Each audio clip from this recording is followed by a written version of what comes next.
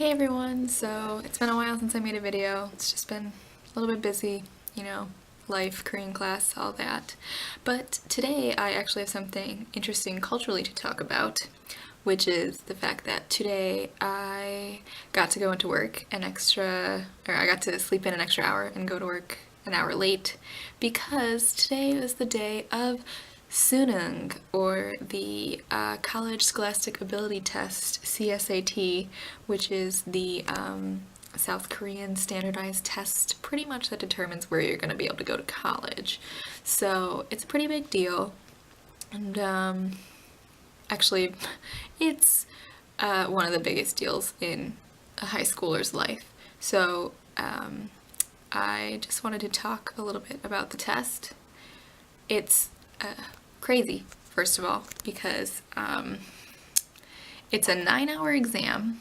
So, they were there all day today, and it's super intense. So they get tested on a lot of stuff. It's really comprehensive. They get tested on Korean, math, English. I think they choose between social studies, science, and some extra vocational thing. Or there's a combination of those things, and then some of them take an extra foreign language, so not only do they have to have a test on Korean and English, but they also might be talking about Chinese or Japanese or Spanish or something like that. There's a bunch of other foreign languages they can take to take this test. So yeah, they're there for 9 hours, and it's just a really, really intense test day. People go to the school, their family and friends, younger siblings, to cheer them on. There's signs, people are, waving things.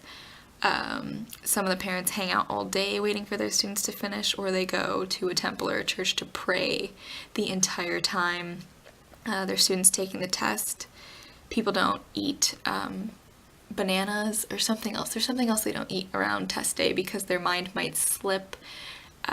It's traditional to give kids toffee or anything chewy or sticky for the test, so the stuff sticks in their brain.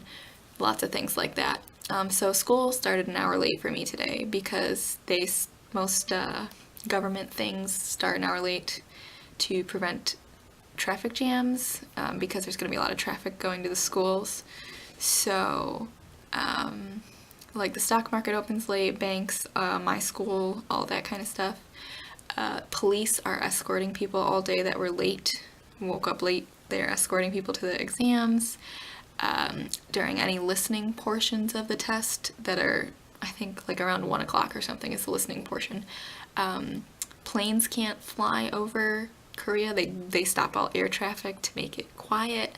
The kids at my school today, our elementary school is right next to a combination elementary through high school, and it was a testing site.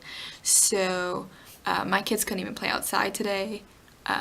We didn't ring the school bell or anything just to make sure it was quiet enough for these kids taking the test. So it's just insane. And to give you some perspective, people study for months and months and months. The high schoolers go to public school and then go to hagwons and then extra study places. They probably don't get home from their extra classes, which they also have on weekends, until at least midnight, and then they're expected to be up and ready for school again.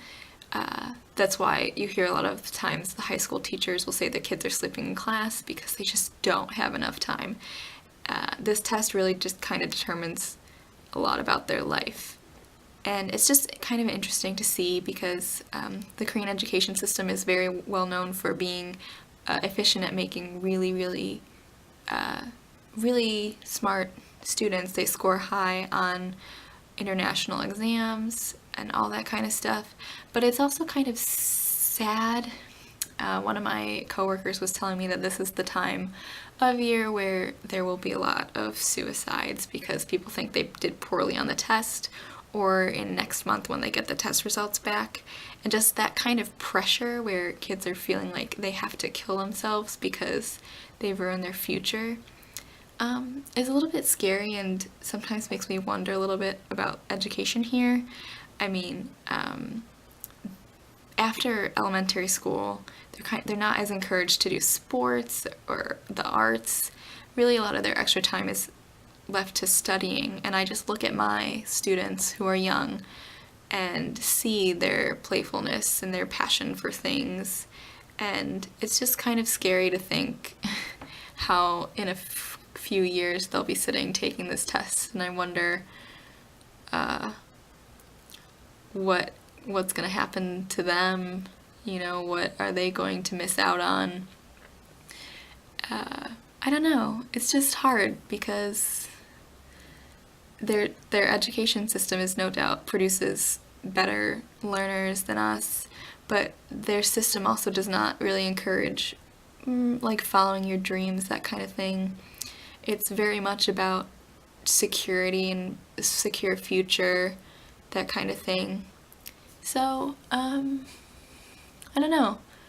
I kind of wish there was a cross between the two that might make it a better system, a cross between Western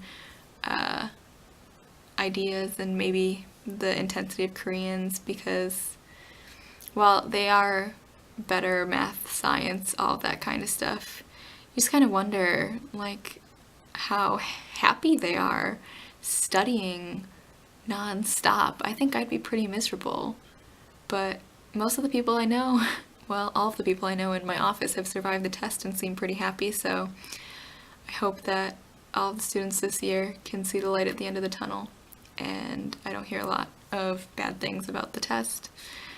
But yeah, so I will post a link to a documentary about the test in my blog / this YouTube video. So you can see, it's like a 20-minute video that goes into the daily life of one of the students that's getting ready to take the test. It's pretty interesting. So if you want to check it out, it will be available. It's interesting to see. It offers a pretty cool look into the life of one of the students getting ready for this test. So I'm gonna go watch TV and be thankful that I am not a high schooler, and I will see you guys around. Bye.